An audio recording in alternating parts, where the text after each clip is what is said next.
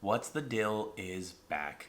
It's been about a year and a half since the last episode, but thank you all for tuning back in. Some of you may be watching this on YouTube.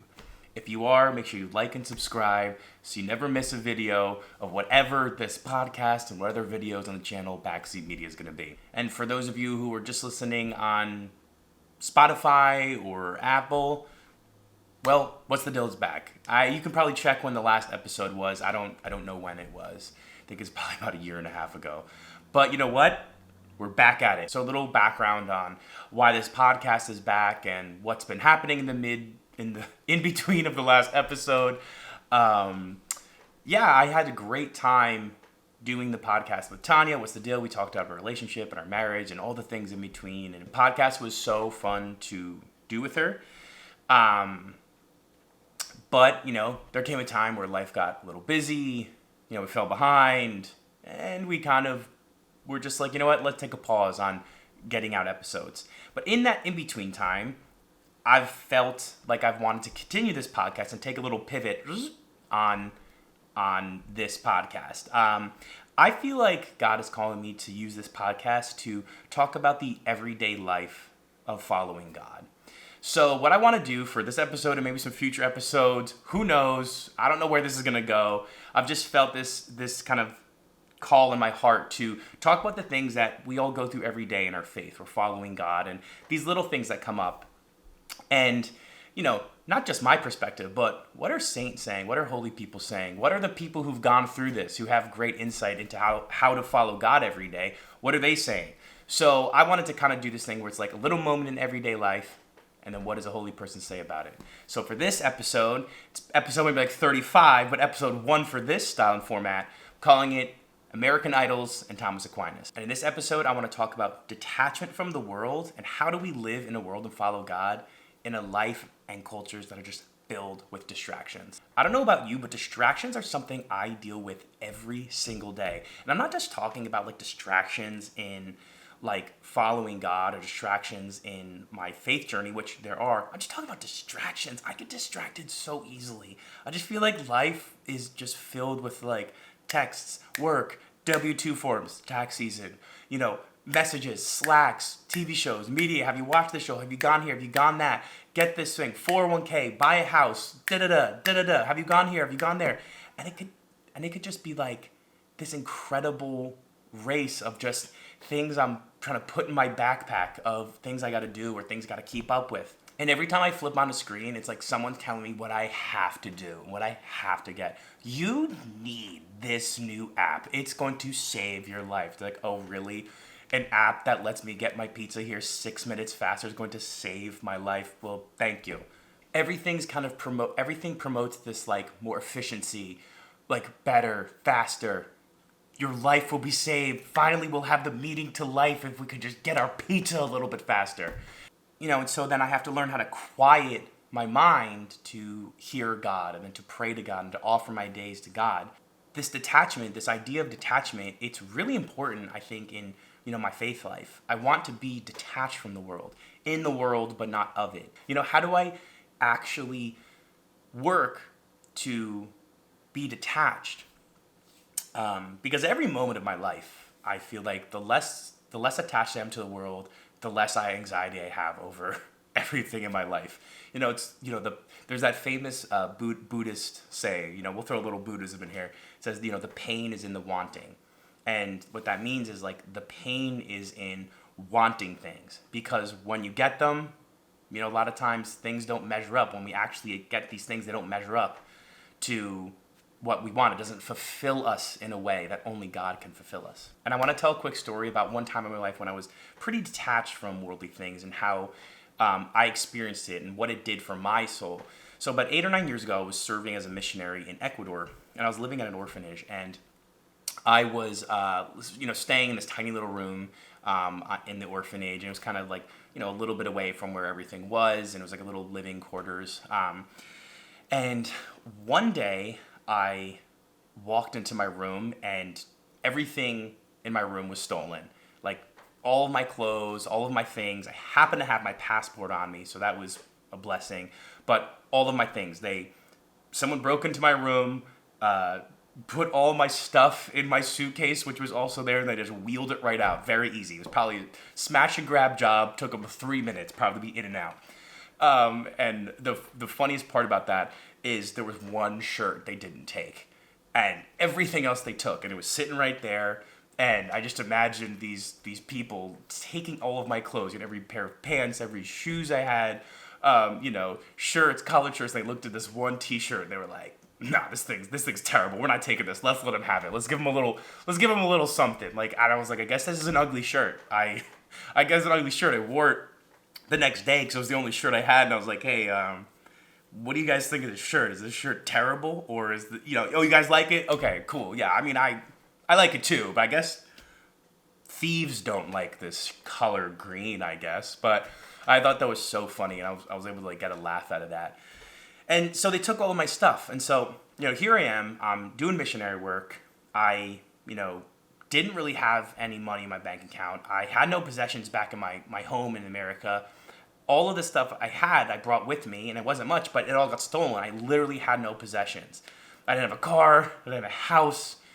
Didn't, two nickels of scrape together in my bank account. And I was like, I literally have nothing. And at first, very angry. I was very angry, of course. I can't believe someone, I'm a missionary. I'm here to help. And my stuff gets stolen? Someone's going to come steal my stuff? And I was really upset. And, that was my first reaction. And after I was able to take a step back from my things getting stolen, I was able to look at it with a little more perspective. And what was really interesting was about a week before, I was in like a shirt that I would call nice. It had a collar, So if you think a polo shirt's nice, then it was a nice shirt. If you don't, then I don't know what to tell you, because it was one of the nicer shirts I had. And it was pretty hot and humid in Ecuador this one day. And I went to go kind of do my missionary work, and I was with a bunch of the kids, a bunch of the sisters who work there, and I was getting a little sweaty. And I was like, oh my gosh, like this shirt, I want to ruin this shirt. I'm getting a little sweaty. This is one of my nicest shirts. And I was like, oh my gosh, like, I like this shirt, and I brought it from America and I wanted to have it. And I went back to my room and I changed the shirt, because I was kind of upset that I was getting sweaty, and I took out of my work. I was like, hey, I gotta go. I'll be back in 2 minutes. They're like, dude, we don't speak English here, so we don't know what you're saying. So they're like, you gotta learn some Spanish, because whatever you just said and you just ran out the door, we have no idea what's going on. So I went and changed my shirt, and I remember kind of like, it rubbed me the wrong way that I acted in that way. It rubbed me the wrong way that I was putting more emphasis, not on the work that I was doing and the missionary work I was supposed to be doing, but that I was worried that my shirt was getting sweaty and that my nice shirt was getting ruined. And I actually prayed to God, and I was like, hey, God, like, I don't like that I was feeling that way. I don't like that I was, having this attachment to this shirt and these clothes. And it was also a pair of pants I was wearing too. That was nice. And I said, God, take this attachment from me. And, God answered that prayer in a pretty incredible way. Bam. You don't want your stuff to get sweaty. Boom. No more stuff. You're going to have, stuff donated from people across the country that you're going to wear now. And I was like, wow, this is a pretty crazy lesson I'm learning here, God. I was like, I mean, I was hoping for more, a little bit of, like a, hey, let's take time to appreciate the things we have, be a good steward of our things, but not let it distract. Nope, all my stuff gone. In my bag too. Like, it was a crazy lesson I was learning. So when I had some time to step away, I realized that God was actually answering a prayer in my life. It's that little things were distracting me from what was really important. The little thing like sweating and ruining a shirt was distracting me from, loving these kids and being in the moment, being present with the missionary work I was supposed to be doing. So that was actually my prayer. God actually answered my prayer and said, hey, like, you are now, like, you asked for this. So then as time was going on, I had more time to process what had happened. I realized that, like, I had all my stuff taken from me. I have no things. I literally have nothing. I had, like, a passport. I had, literally, I had like an undershirt. I had to get shoes and clothes from the orphanage. So stuff that people give to the orphanage for the orphans, they were giving to me. I really had not a lot of my possessions, but I was alive. I had people who loved me back at home and at my mission, my place of mission. And I had myself, I had my soul, I had God who loved me. And these things, I was like, wait, like I actually have a lot. I just don't have clothes right now. You know what I mean? I just don't have a lot of physical things. So I thought everything was taken from me. Where I was like, wow, people took everything from me. But actually, it was, what they're taking was the shackles off my eyes to realize that like I had an attachment to these things. And I was holding on to them because I was away from my home. And I was holding on to them. I was like, hey, like my happiness is based on the fact that I have these things in my life. I cannot be happy unless I have my laptop. I cannot be happy unless I have this Calvin Klein polo shirt. I cannot be happy unless I have nice white shoes. Well, God was like, you're going to have to learn to be happy because like these things are now taken from you. And so I had a really, really powerful experience of a detachment from worldly things. And what did that allow me to do? It freed me up to then just like enter fully in with the orphanage and the mission. It freed me to just be like, what else can I do? You know, what else can I hold on to? What else am I holding back? I didn't have a lot. So it opened me up to be like, wow, my attachment to these things was just like holding me back from fully entering into this mission work. And I was in a great spot for God to teach me that lesson. You know, I was single. I was on a mission for a long time where I was able to really like enter into this. And I'm actually really grateful that those things happened. Do you know why? Because I've gotten new stuff. I've gotten new shoes. I've gotten new shirts. But I was able to really dig into that mission work. So I'm so grateful that I had that experience. You know, and I think about that. I had at one point not a lot of things in my life. You know, I can say I had nothing, but really I had so much. I had people providing me food. I had a place to stay. I had people who loved me in my life. That's so much. And I learned that, like, oh, that's what I really need. Everything else, this is just like nice to have things. And like, I don't want to be attached to them. That's going to stop me from freely following God. Here's what Thomas Aquinas says about detachment and virtue. The love of God is the root of all virtues, and the lack of it is the source of all vices. Therefore, in order to love God above all things, one must detach oneself from all things, even good things. That last part, that's a tough one, because that's like fully entering in to God, like relationship with God. It's like, how do I detach from good things? I'm just trying to detach from the things that, you know, maybe I don't need. But I think that's a great quote because it talks about that God is the source of virtue in my life. And virtue is a great way to detach myself from the things of the world. It's just a good habit. And that's why I love virtue, because it's like, what's virtue? It's good habits, you know, practicing good habits, habitual act of doing good. And another way we can practice detachment, Thomas Aquinas says, is by practicing self-control and self-denial. Now, this is like, I feel like this is the ultimate antidote for today's culture. Because our culture tells us, get what you want now, as fast as you can, as much as you can. It's your right to get this pizza to your house 6 minutes faster than the other guy. You know, like, that's what our world preaches. And it's so easy. I mean, I could right now, I probably should do this. Like, I could order something from my phone and get it into the door, and it'll be here by the time this episode ends. I probably should have done that to show how easy it is to get things, how convenient the world can be. But, you know, a really hard lesson for me is to learn that, like, we're not meant for convenience. You know, oh, I hate when I hear that. I hate when I hear we're not made for convenience, because I'm like, oh, convenient things are so easy, though. It's so easy to be convenient, to have convenience in my life. But we're not made for that. We're made for so much more. And so Thomas Aquinas says, you know, like, self-denial, self-control, fasting, these are great ways that we can be detached, help us be detached in our life.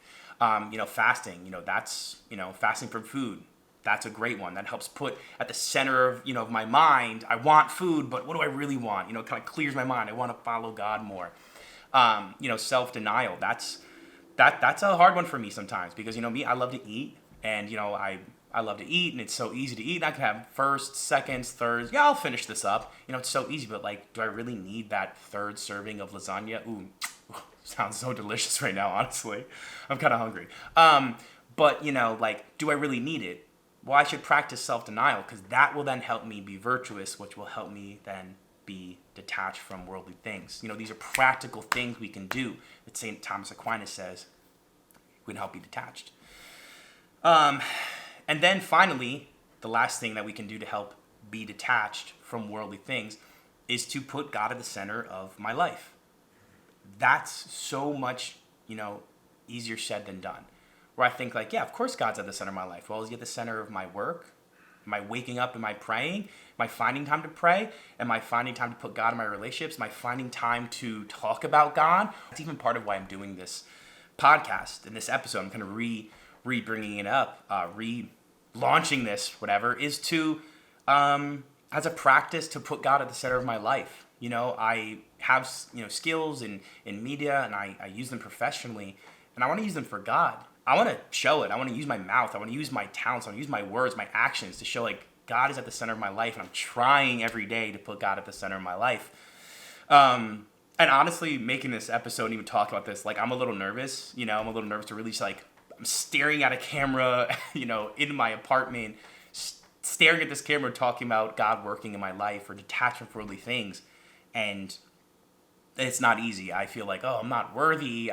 Who needs to hear my voice? Is there a really, does anyone really want to hear this or need to hear this? But, I felt God saying like, no, like, I want to be at the center of your life, Pete. And every single part of your life, I want to be at the center of. So for me, that was like, you know what, like, I have skills in this media stuff. So let me put God at the center of this.